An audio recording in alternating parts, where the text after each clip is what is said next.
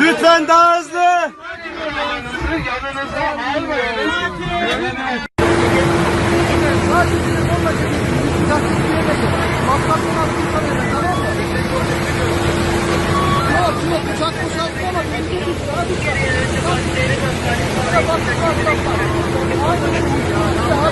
Hemen denizin kenarı. Şu an yaklaşık 20 metre aşağımız deniz arkadaşlar. Uçağın baş tarafı şu an denizde. Baş tarafı şu an denizde, uçağın baş tarafı denize girmiş şekilde soğutma işlemleri yapılıyor şu an.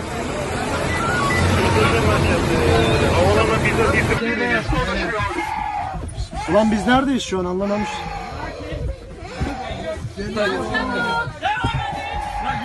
Gel amca. Amca gel. Abiniz konuşuyor. Lütfen uçağı hızlı bir şekilde arka kapılardan tahliye ediniz. Kayalıkların orada kalmışız lan. Daha hızlı. Daha hızlı, daha hızlı, daha hızlı. Kayalıklarda kaldık galiba. Yürüyün. Kaymıyoruz. Sakin ol.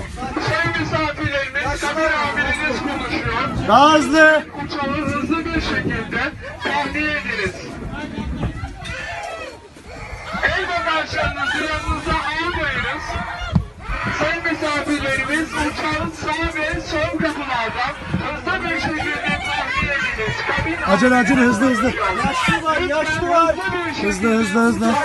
Daha. Yaşlı var. Hızlı hızlı.